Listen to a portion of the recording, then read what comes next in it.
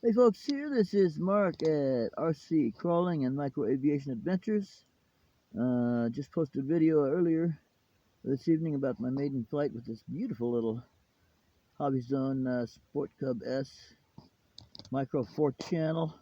Excuse me, Super Cub and Sport Cub S 2. Alright, so as I've always done with my micro UMX bush style planes, like the little yellow J3 Cub UMX. I did it with the Aero Commander. Did it with the A10 Warthog. With a lot of my UMX planes, I upgraded the stock tires and wheels to bigger ones, Dubros. So here I've removed this stock little tire and wheel, and I'm replacing it with this one, a Dubro 2-inch. You can see quite a bit of a size difference there. Yes, and if you look at it on the plane, there's the little stock wheel on the plane right there. And then there's the Dubro 2-inch. What the heck? Alright, but I gotta tell you, I've done it before, and the J3 Cub is about the same as this in every way. UMX, no longer available, but great plane, and I used these 2-inch wheels on that one, and it was fantastic. So here's all I do is when you go over to the stock wheels, you can see that. Let me get something to point with. I'm gonna point with this little needle that's here. I got a needle here. The stock wheels here, you can see right there. There's the tiniest, that black deal right there, right where I'm pointing with the needle. That's a tiny little deal. It's a little plastic hub that just pressure fits over this axle, and that's all it is. So you pull that off, and by God, don't lose it. Pull off your stock wheel. Grab your Dubro 2-inch. You might want to go with a 1 3/4 inch maybe instead of going all the way to 2. But I'm going all the way, folks. Bush plane time. And then after you pull off that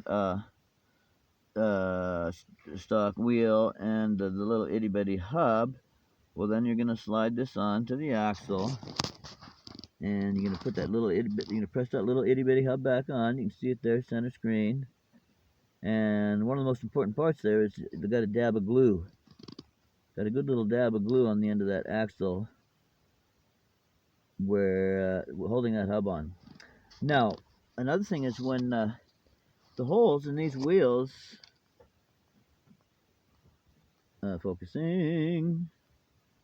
focus, yes? Let me see if I can get a focus here. Alright, now the holes in these 2-inch Dubros are a lot bigger than the teeny tiny holes in the stock wheels. Look at the difference.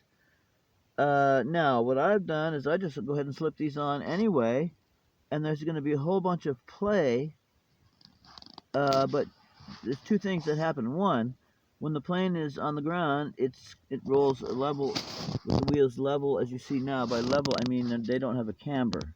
It rolls like that. There you go. See, they don't have a camber, straight up and down. When you lift off, however, the wheels will camber inward, just like on a scale Piper Cub. When they take off, these camber inward. For whatever reason, they camber inward. And then when you land, they go ahead and settle down and straighten out. So that's how I've always done it. I leave it loose and with the camber that happens, and that's always worked out great for me so far. So that's it.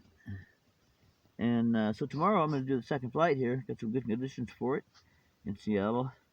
And I'm going to do that second flight with these bush tires. I'm going to move my, been running my battery about center, or a little forward of center in the battery compartment for best CG in expert mode without safe engaged. And that's great. But now that I'm putting these much heavier and bigger wheels and tires on here, I'm going to go ahead and run the battery all the way back in the battery compartment, and I think I'll be in good shape. Okay, hope you can watch my maiden video if you want to, and I hope you'll watch the video tomorrow particularly, because we're going to do some good flying with this little bird. Alright, see ya.